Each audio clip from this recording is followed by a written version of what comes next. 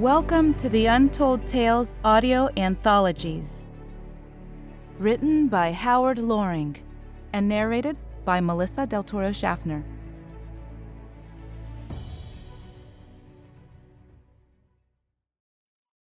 Reversing Gravity, or the Dual Nature of Everything.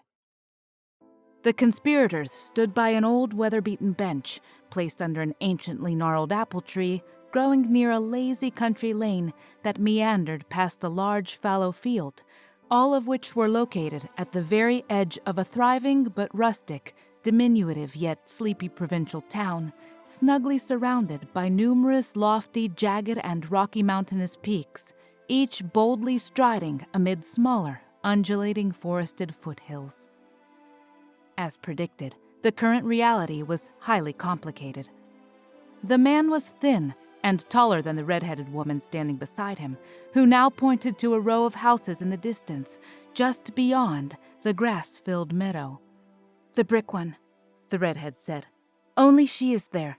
The boy will arrive later, and her hard-working, self-employed husband will appear just before dinner." The man nodded, but then asked her, "What does he do? I've never looked into that aspect. Is he a good businessman?" "He is, and very innovative," answered his companion. "But betting the wrong horse, I'm afraid. His company builds direct current electrical equipment, and in a few years, the area will convert to the newer innovation, alternating current. His firm, while being well managed, will nevertheless go bankrupt." "Ah, I did know that he wants the boy to be an electrical engineer," the man noted. "That's why he pushes mathematics so. But she wants him to be a musician. Yet they both love their son and wish for him only what's best in the long run." He turned and stepped to the bench under the old apple tree. Very poetic, he thought, as he sat. Then he smiled at her. "We need to have a different future for this youngster," the tall man said, stating the obvious. Now she nodded, understanding the obvious. Much was at stake. Without further words, she crossed through the field, walking towards the town beyond. Soon enough, the lady of the house was shocked to find her on the front doorstep. Visitors at this time of day were highly unusual, for her neighbors were all busy preparing dinner, as she currently was. And this woman was no neighbor. "Hello," the redhead said sweetly. "I'm Max's friend." "Max?" said the homeowner, now bewildered as well as surprised. "Max comes on Thursdays. Today is only Tuesday." The young woman appeared stunned. A sham performed well. "Oh my," she uttered in a deftly distressed tone. "I must have gotten the 2 days mixed up. I'm so sorry for arriving unannounced. Please forgive me." She awkwardly smiled, then turned to leave. "No, wait," cried the woman at the door, effectively arresting the redhead's transit. "Max is a good friend to us," she noted. And, the lady of the house didn't add, he'd certainly never mentioned such a pretty female acquaintance either. Highly curious by nature, this determined woman was now very interested, and she wanted details. "Please come in," she therefore said, stepping aside. After wiping her hand on her apron, she extended it and shook the visitors. "Call me Pauline," she pleasantly added. "Dear me," observed the other, continuing her acting. "I don't know what to say. Max wrote and told me to meet him here, and I thought today. Now I will miss him, and I'm just passing through and won't be here on Thursday." "Poor child," said the housewife. "Let's go to the kitchen and I'll fetch you some tea. You can tell me all about it as I make dinner."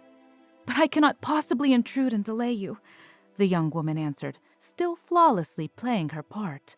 "Oh no, Pauline, I shall be on my way, but thank you. Please just inform Max of my silly confusion regarding the dates." "Nonsense," stiffly replied Pauline, who still wished answers. "For you shall stay and dine with us, and Max will be the loser, not yourself or my family. True, we all admire him and are pleased for his keen interest in our son, but he's not here today. No matter, for my boys will want to meet a friend of his, regardless." "We grew up together in Bavaria," the newcomer soon explained, as she sipped her tea. Our mothers were best friends, and still are. I haven't seen Max since we were children, but his mother suggested a meeting, and he suggested here. "And where are you going?" asked her hostess, who was now returned to her former culinary duties. "My uncle, who is a physicist, lives in Zurich," she explained. "And I am his secretary. I've been visiting my mother, but now I'm returning. Travel through Wittenberg was easily arranged, for it sits between Bavaria and Switzerland." Of course, besides the account's quite detailed geography, this entire scenario was totally untrue.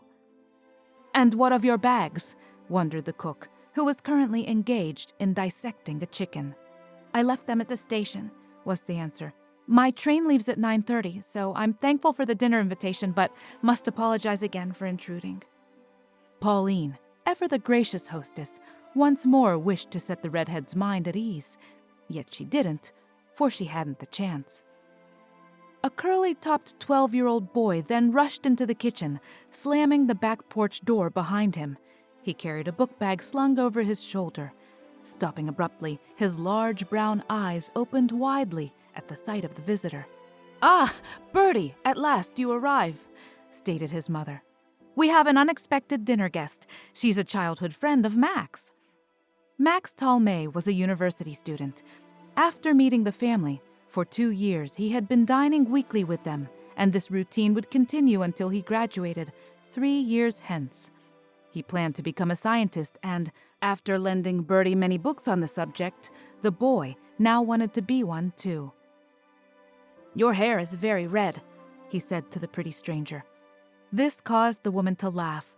The precocious boy then realized he had spoken out of turn, but no matter, he often did. "Of course it's not really red," he added. "It's not?" remarked his amused mother, knowing from experience that she'd enjoy this one. "No," he quickly instructed them. "It's everything but red, in fact. Her hair absorbs all other colors in the spectrum, but not that one, for it bounces off. That's why everyone sees it as red, but it's not her hair's true color. Not really." "So," stated the visitor, still sipping her tea, "reality is dependent only on your point of view?" Bertie thought this over, but quickly nodded. He then grabbed an apple from a bowl on the table and began slowly twirling it in his hands. Next, still thinking, he smiled. "What you should be seeing," his mother admonished, "is your instrument. You have sufficient time to practice before we eat, and don't spoil your appetite." Soon, scratchy scales were emanating from a distant violin. About an hour later, the man of the house finally arrived. During introductions, he insisted the visitor call him by name, Herman. Then, dinner was served. "Bertie, how was school today?" Herman asked his son, who answered him with, "Boring." This observation was ignored. Bertie, he knew, was easily bored. Yet his father also knew the boy did enjoy certain subjects. "And how's your math coming?" was the next question. "Fine," was the droll reply. "But it's getting harder, not easier." "Perhaps you should concentrate more on music," observed his mother, seeing an opening to press her preference. Still, her current concern did deal with mathematics. Given the unexpected company, an extra division of chicken had occurred in the dumplings, with a proportional and equal addition of dough. "But music is also hard for me," Bertie commented, yet all too sadly. Then he laughed aloud, unable to hold his affected, stricken demeanor. Then they all laughed. "Is your uncle really a physicist?" Bertie asked the newcomer. "Yes," she answered. "Are you interested in physics?" "I want to be a scientist," he declared without hesitation. And then he added, "Physics is fun, but you need to know math. I'm really not that good with numbers." "That's nonsense," scoffed his incredulous father. "Your ranking in mathematics is always above excellent." "But it's hard for me," the boy said again, seriously this time. "Nonsense," Herman repeated. "You simply need to apply yourself. I've told you this many times." No one spoke for a moment, and there was an awkward silence.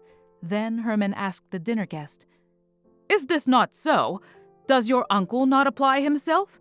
And does he not enjoy it, being paid for something he likes to do?" All eyes at the table then turned to the red-headed visitor. Here we go, she thought. This was it. Then she commenced her time-traveling mission in earnest. "My uncle in Zurich," she began, "is a fine scientist. That means he thinks in a special way, a way he's learned to employ for a purpose. He looks at things differently." "But he uses math?" asked Herman, not seeing her point. "Yes," the woman concurred, but with a reservation. "It's true he describes reality using equations and therefore has to be knowledgeable of them, but that's not really his aim. He deals instead with ideas, new ways of describing things, and he can always assign his students to perform the needed math for him." Herman raised his eyebrow at this shocking statement. His wife, not knowing his further reaction, stopped her chewing while waiting to see. The redhead was unfazed. "Of course," she added to Bertie, "your father is quite correct, for you must become proficient to be a teacher in the first place." "Indeed," agreed Herman, now satisfied. With this, the lady of the house commenced her chewing. "You never answered my question, Bertie," the redhead next reminded the boy. "You say you want to be a scientist. Is not physics a fine branch of science?" "Yes, but it's been done already," Bertie said to her. "The biggest things, I mean. Isaac Newton long ago figured it out, and there's nothing much new to know. Max has loaned me many books on Newton, and they all say as much." "There are new facts to learn about electricity," dryly observed Herman, who could judge. "There's always something more to discover. This will never change." "But that's my point, Papa," argued Bertie. "All the basic ideas are formed already, with only the details left to unravel, and I want to discover big things, completely new things." "Like what?" asked his mother. "I don't know what you mean." "Like gravity," he answered her. "Before Newton, no one knew why things fell. They just took it for granted. He changed this outlook, for his equations explained it." "Did they?" asked the red-headed guest. "Perhaps from one point of view at least. But there are other points of view. You agreed with this premise yourself earlier today." This was true. But what was the connection, Bertie wondered. "I don't understand," he therefore countered. "Thanks to Newton's endeavors, gravity's existence is now quite obvious. What other way is there to look at it?" "Well, you must describe it differently," she explained. Bertie looked to his father, but, while looking back, the now amused Herman said nothing. "How?" finally asked the baffled 12-year-old. "Suppose your neighbor is standing on his roof," she replied. "Gravity holds him there, according to Newton. There is a simple equation of his to describe this, yes?" "Certainly," agreed Bertie. "And he also states that an unmoving object remains at rest unless some outside force acts upon it. And there's an equation for that, too." "Suppose he steps off the roof," she asked. "What occurs then?" "Why, he falls," said Pauline. "Even I know this." "But how does he change?" The redhead countered her while looking directly at the boy. "Describe what happens to him, using the terms of physics, I mean." "The force of gravity," explained Bertie, "pulls at his mass until its effect is negated by the ground's mass, and Newton's equations describe this condition also." "So, he moves?" she probed. "Why, of course," laughed Herman. "That's a direct observation that anyone may easily see." "But there are ever two ways of looking at things," she responded. "Your vaulted math elegantly demonstrates this very point. They're called equations because they equate." After this declaration, Herman raised both his eyebrows. "Oh, dear," said the woman of the house. "You've lost me now." The redhead smiled at her hostess. Pauline, a talented pianist, knew nothing of science. Yet she was intelligent, and the point involved wasn't that ephemeral. It's simple, her guest related. For in any equation, something always equals something else, and each side is just a different way of describing the identical concept. 2 plus 2 equals 3 plus 1. Both are the same thing. Oh, I do see, answered Pauline. Now Herman smiled, his eyebrows no longer raised. Motion is the greater part of physics, is it not? The redhead next asked the curly-headed boy. He nodded, for it was so. Newton's law, she continued, presupposes downward motion, for that's exactly what gravity does. It pulls something down.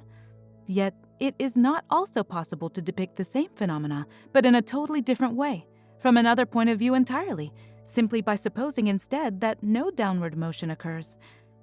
How would you then define what happens to the man who steps off his roof? But this is absurd, protested Herman. Gravity is real enough. It can be demonstrated. It's demonstrated every day. But she's not saying that gravity isn't real, deduced Bertie, easily understanding her thrust. She's saying that you can describe it differently, that's all. The same example of reality, but from another perspective. That's what she means. Here, the redhead, still smiling, only nodded. How would you do that? Asked Pauline, who, although trying her best to follow, was lost once more. Well, said Bertie slowly, reasoning aloud, if the man himself doesn't move to the ground, then the ground must move to him. There's no other way that fits the facts. Precisely, noted the redhead, who now was most satisfied. But what does that mean? Asked Herman, currently the one confused. How can the ground rise up? It's fixed in place and clearly doesn't shift its given position. But the Earth does move, very much so, she noted. It spins on its axis and flies through its orbit. If we're unaware of this motion, does that mean it doesn't happen? Now, no one spoke. All were considering, all but the redhead. What would it signify? She then almost whispered to the boy. Think of the equation. What would equal what? Well, Bertie ruminated again. On one side you'd have gravity, that's downward motion. On the other side you'd have upward motion. That's acceleration, I guess. Yes, she concurred, holding her breath. And that means? Gravity equals acceleration, he quickly pronounced. Very good, Bertie, she observed, breathing once more. Then she added, perhaps equations aren't dull after all. Perchance there are still big things yet to discover. Just as you said, Herman, Pauline smiled at her husband. Yes, noted the boy. This outlook is most interesting. And dinner was most delicious, added the redhead. Thank you all. I'm very pleased that I came. In payment, I'm washing. You certainly will not, announced Pauline. It's 9:15, and we shall walk you to the station. The dishes will wait. No, please, the redhead declared. I've already arranged for a railway porter to come here and fetch me. He should arrive soon. I didn't realize it was so late. As if on cue, there was a knock at the front door. Bertie dutifully stood and went to answer it. Sure enough, a very tall, thin, uniformed man stood on the porch. Is this the Einstein household? He inquired. It is, Bertie responded. Are you from the train station? I am, replied the man, who wasn't really a railway employee. Are you Herman Einstein's son? I have many acquaintances who work for his electrical firm. This scenario was also untrue, but Bertie didn't know that. Yes, the boy answered. I'm Albert Einstein. The tall man then smiled at him, slowly nodding as he did so. Soon, goodbyes were exchanged on the doorstep. Remember, Bertie, the redhead advised him before she took her leave.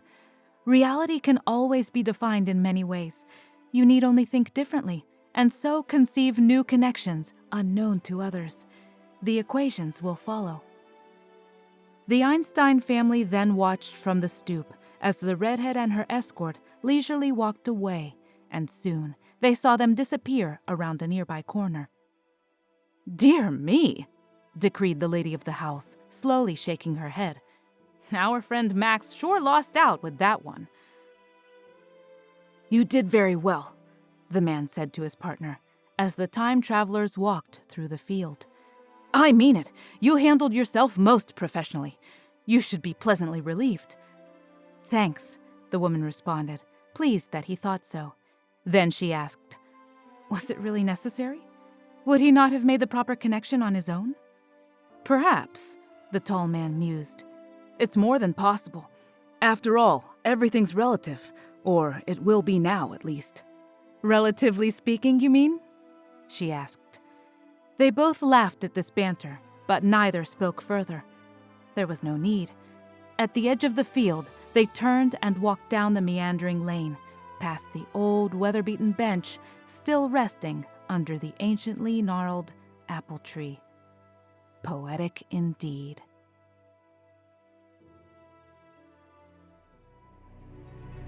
Thank you for listening. We love our listeners, fans, and patrons here at Untold Tales, and we would love to hear from you. Please consider leaving us a 5-star review on Apple Podcasts, letting us know what your favorite story has been in our 3 seasons of storytelling so far. We'd love to continue shaping our podcast with stories that you'd like to hear. As always, thank you for listening and have a wonderful day.